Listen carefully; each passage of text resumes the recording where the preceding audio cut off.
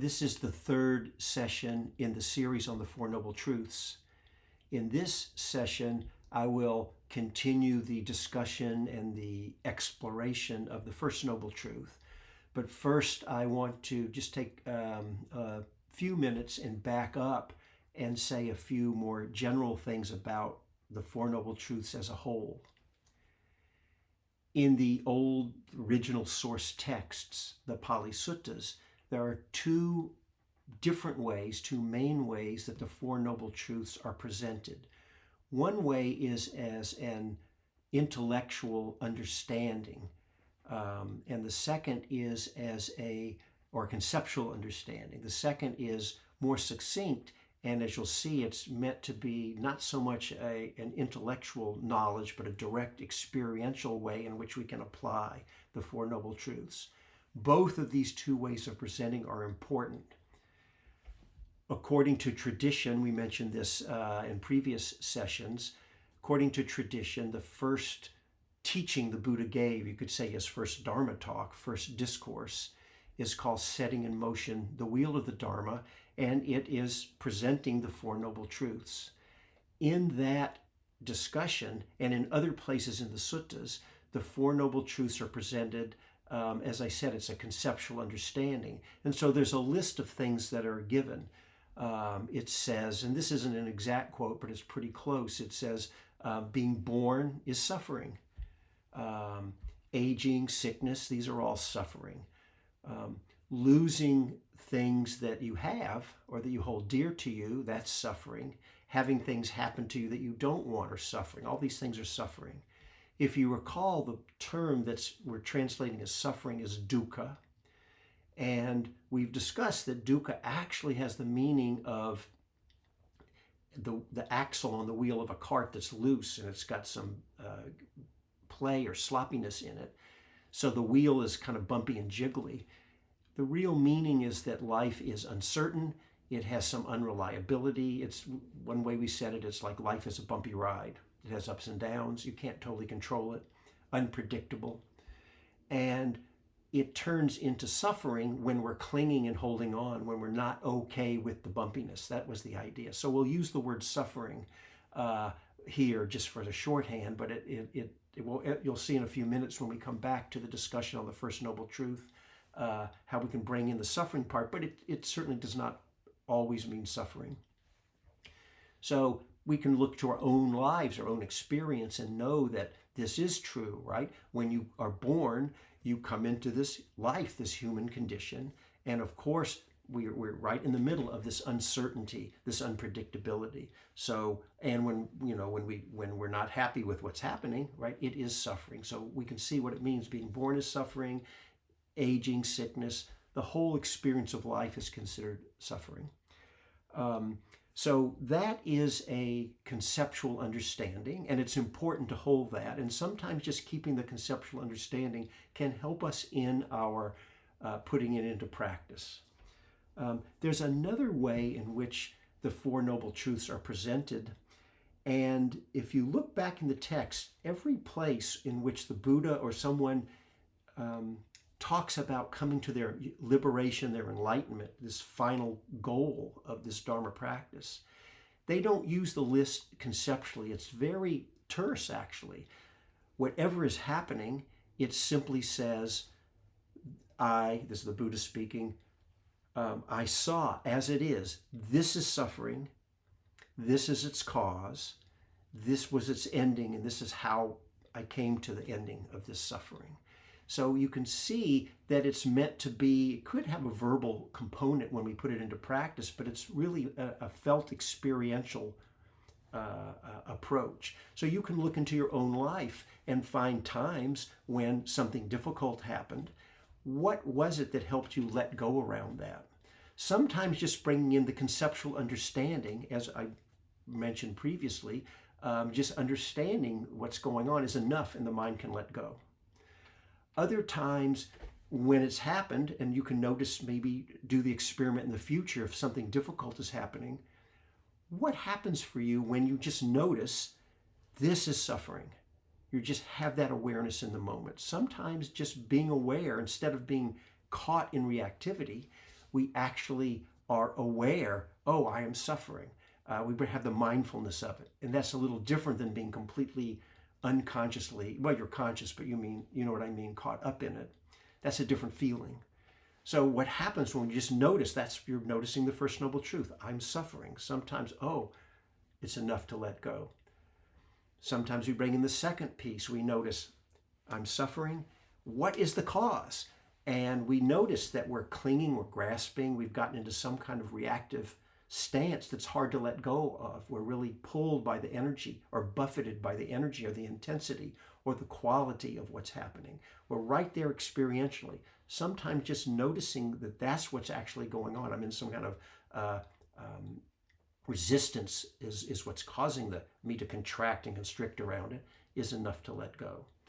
And then if you've ever had a time when it not only did you see what was happening, but you were really able to let go around it and make a shift in yourself. Maybe open the heart more. Maybe soften the way you hold it. Maybe allow yourself to let be more instead of just fighting against what's going on. You actually came to the end of suffering. That was a direct experiential, not conceptual. And then finally, you're aware of how you did it. And it's just a repeat of what I just said. You notice the process that happened. So there's these two ways of holding it. Just say again, the conceptual understanding of what the Dharma is talking about, and also just the way we can put it into practice. And there's an immediacy there that may not bring in the conceptual piece. And I should also say, it's very important, this was mentioned in previous sessions, that there are certainly going to be times when whatever is happening, either the intensity of it or the quality of what's going on, there's something about it where even when we know and see it, something's not able or ready yet to let go around it. And so in that case, we need to bring in a lot of self-empathy and self-compassion, knowing this is hard, and we may need to let the process unfold a little. We may have to let it process within us a little bit, or a lot, until it's worked through, and then either the intensity has come down or our ability to meet it has come up, so we're able to work with it. And then we can experiment for yourself what happens when I bring in this model of the Four Noble Truths, either conceptually or directly, experientially, and see how that might help you. Okay, let me come back now to our exploration of the First Noble Truth. I mentioned that there's this conceptual understanding, this particular way in which the Four Noble Truths is presented. It's explaining it to us. Well, there's actually a final phrase in that sums it up, that's important in that formulation I just gave, and I'll come to that in just a moment. But I want to remind everyone that last session I brought in, and this was important to help the understanding, I brought in what, according to traditions, is the second and the third teaching that the Buddha gave. That was in the last session. We explored that. The second discourse was on not clinging to things as self, right? And we used this model, which was called the five aggregates. I'll just recap it briefly. That's a particular model of what it is to be a human being. There could be many ways to formulate or have a model about it. So this is a particular one, and it's five aspects. It's called the five aggregates. In Pali, the word is khandha. If you read Sanskrit, is skandhas, but we'll use the khandha. It means heaps or bundles. You could think of it as groups. So what are the five groups? The physical body is one of the groups. And the idea was, if we're clinging to any of these aggregates, it's not a wise path for attaining well-being or happiness, and it's a setup for potential suffering, right? And we can all see, right, the body, right, it grows older, it gets sick, it ages. Eventually, for all of us, the body will die. So we know if we're clinging, say, for example, clinging to our youth, it's a setup for suffering. That's the idea, because we see the body is always changing. That's the idea, right? The other four of the five aggregates are more mental qualities. They were things like just all the mental activity. Sometimes there's a quality called perception, in which we sort of we have an experience and we give it a name. We have a fixed idea of what it is. There's a lot of different things. All the thoughts, intentions, influences, motivations in our minds are all part of. I won't repeat it all. You can go back and listen to the previous session and went into a little more detail there. So, but the main thing for now is there's this model called the five aggregates, and the idea is clinging, holding on, not letting things be, and the changing process happen on its own, right? It's a setup for suffering. That's the idea of this second teaching on the five aggregates. The third teaching is the fire sermon. The literal translation of the title is a way of speaking of things as if being on fire. So it's a metaphor. And the idea there is for any experience, if we get caught in what's called greed, hatred, and delusion, those are euphemisms. Greed is just any kind of wanting and holding on, from a light amount to a strong. Greed's a pretty strong word. Hatred's a strong word too, but it just covers anything, the opposite of wanting to hold on to pleasant. It's wanting to push away or get away from unpleasant. And delusion can be many different ways it manifests. It can be an unclarity, mistaken views. There's quite a range of things we discussed last time. If you meet any experience with a mind of greed, hatred, or delusion, again, when we're really suffering, the image is like being on fire, right? And so this fire image is going to come back. You'll see in a few moments about the first noble truth, right? And we have in English, there is the word, the phrase, burning in anger, right? We use this even in everyday usage. So that's the idea. So now we can go back and finalize this teaching on the Four Noble Truths. Again, it goes through a whole list of understandings of what the first noble truth is. Going back to the first noble truth, what it is. And then it ends in a summary, and I'm going to give the Pali. You'll see how we want to tease apart the real meaning there.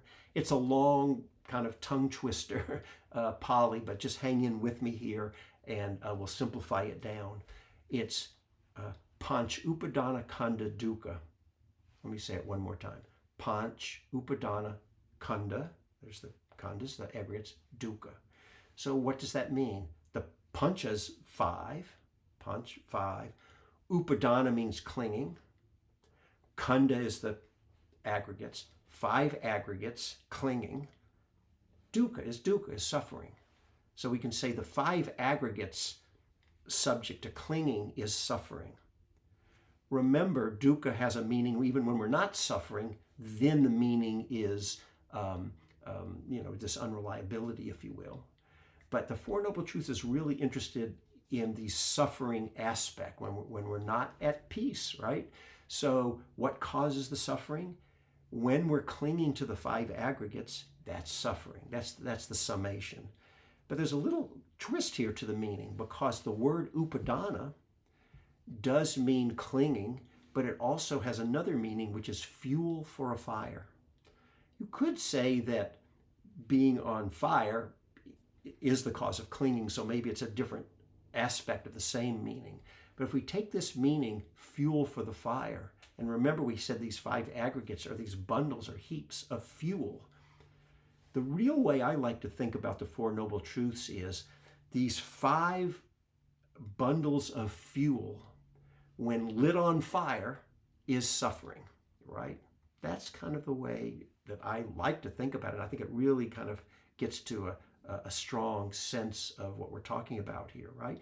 And so the idea is, what is that causes the match, either us to light the match, or just to say the match gets lit, to start burning this fuel of the five aggregates on fire with clinging. And how can we stop from lighting the match, right? So that the dukkha stays the unreliability, but we don't turn it into the suffering. So that's basically the real essence of Panchupadana Khandha Dukkha, right? 5 bundles of fuel, these 5 aggregates, which are just fuel ready to be lit with greed, hatred, and delusion. When the match is lit and they're on fire, that's suffering. I mentioned just a few minutes ago that sometimes knowing what we're doing is enough to stop that match from being lit. And there's times when we know what's happening, we see what's happening, and we're even lighting the match ourselves, and we see it happening, but it's just hard and too much. So again, we have to know we do the best we can working with it, but to the extent we can bring in more awareness, more mindfulness, we have a better chance at doing this. And this is also the reason why practice, meditation practice, or in whatever form Dharma practice is for you. To me, meditation is a part of Dharma practice. It's an important part, but Dharma practice comprises much more than that. It's how do we work in all the other times also when we're not in formal meditation and we're moving about in our daily lives, and all the experiences, all the dukkha, all the ups and downs and the bumpiness that we meet, bringing the best we can to work with it. This is what trains the mind and helps us keep a more open-hearted presence with things to enable us to move, right, more fully, more freely in a harmonious relationship with life.